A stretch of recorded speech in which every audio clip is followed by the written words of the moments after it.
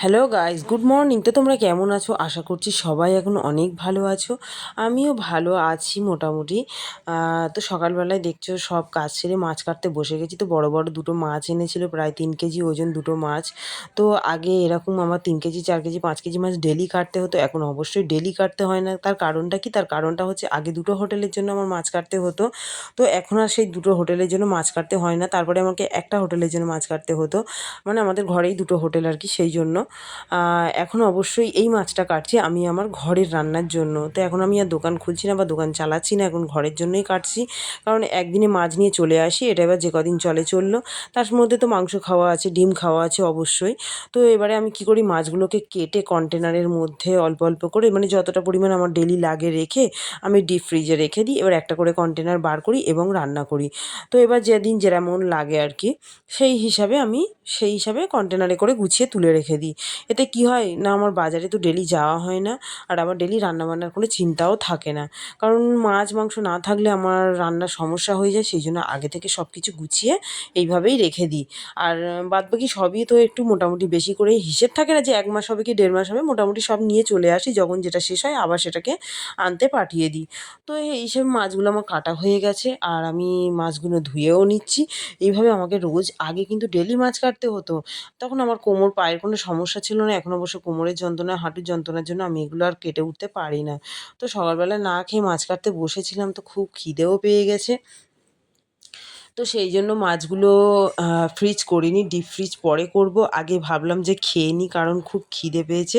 তো পরে কি করব, উঠে দিয়ে ওগুলো কন্টেনারে করে ভাগ ভাগ করে ডিপ ফ্রিজের মধ্যে রেখে দেবো, দিয়ে অন্য কাজ করব। কারণ এগুলো আবার তাড়াহুড়ো করে না করলে না মাছগুলো খারাপ হয়ে যায়, যেহেতু বরফের মাছ ওগুলো, সেই জন্য। তো আর পুকুরের জ্যান্ত মাছ নয় যে অনেকক্ষণ অনেক ভালো থাকবে। তো তারপরে দেখতে পাচ্ছ আমি খাওয়া দাওয়ার ব্যবস্থা করছি। আর ওদেরকে বারবার ডাকছি উঠে আয় উঠে আয় করে, কারণ ওরা ঘুমাচ্ছিল। আর মাছটা সকাল সকালই আনা হয়েছিল, যাতে কেটেকুটি গুছিয়ে রাখতে পারি এবং বাদবাকি রান্নাবান্নাগুলোও করে নিতে পারি। তো এখানে খাচ্ছি, খেয়ে নিয়ে আর এবারে হচ্ছে ঘর গোছাবো বা রান্নাবান্নার সমস্ত কাজবাজ কোটাকুটি মোটামুটি আমি একা হাতেই করি। টুকটাক মেয়ে বাড়িতে থাকলে অবশ্যই হেল্প করে, মানে বলবো যে না করে না এরকম না, করে, টুকটাক হেল্প করে। তো ও উঠেই গেছে, এবারে ও খাবে, কিন্তু তার আগে আমি চলে এসেছি ঘর গুছোতে। ঘরের বিছানা গুছোবো, ঘরের সমস্ত কাজবাজ গুছিয়ে নিয়ে ঝাড় দেওয়া পোছা করে নিয়ে আমি চলে যাব রান্না করতে। তো সেই জন্য সবজিটা হচ্ছে কেটে নিচ্ছি। সবজিটা কেটে নিয়ে আজকে করছি হচ্ছে বেগুন দিয়ে ডাঁটা দিয়ে। তখন তো সবজির কতটা দাম তোমরা জানো, বেগুন দিয়ে ডাঁটা দিয়ে মাছ দিয়ে করব। তো এখানে আমি একটা হেয়ার অয়েল বানানোর জন্য কি করছি, তুলসী গাছ থেকে তুলসী পাতা তুলে নিচ্ছিলাম, যাতে আমি হেয়ার অয়েলটা বানাতে পারি। তো হেয়ার অয়েলটা আমি বসিয়েই দিয়েছি। হেয়ার অয়েলটার মধ্যে আছে দুর্ব ঘাস, তুলসী পাতা, কালো জিরে, মেথি, আচ্ছা লেবু আছে, জবা ফুল আছে, পেঁয়াজ আছে, আদার টুকরো আছে। এইভাবে আমি এবং মেহেন্দি পাতাও ওর সঙ্গে আমি দিয়েছিলাম। দিয়ে এবারে প্রায় 500-র মতো নারকেল তেল দিয়ে দিয়েছি। দেওয়ার পরে আমি ওর মধ্যে সমস্ত জিনিসগুলো ঢেলে দিয়েছি। দিয়ে একটু ভাবলাম যে সেই তো এতটা জিনিস রয়েছে, চলো আরেকটু তেল দিয়ে দেওয়া যাক বলে আরেকটু তেলও আমি দিয়ে দিলাম, যাতে এটা অনেক দিন ধরে থাকে, অনেক দিন ধরে ইউজ করতে পারে। তো সেই জন্য আমি বসিয়ে দিয়েছি। তো সব একসঙ্গে দিয়ে আর গ্যাসটাকে একদম লো ফ্লেম করে ওটাকে হতে দিয়েছি। তো ওটা দেখতেই পাচ্ছ অনেকক্ষণ ধরে ফুটে ফুটে ফুটে ফুটে এইভাবে কালো হয়ে যাবে, মানে জিনিসগুলো পুরো একদম আলাদা কালার চলে আসবে, তখন তোমরা বুঝতে পারবে যে হ্যাঁ হয়ে গেছে। তো সেটাকে আমি আলাদা ছেঁকে নিলাম।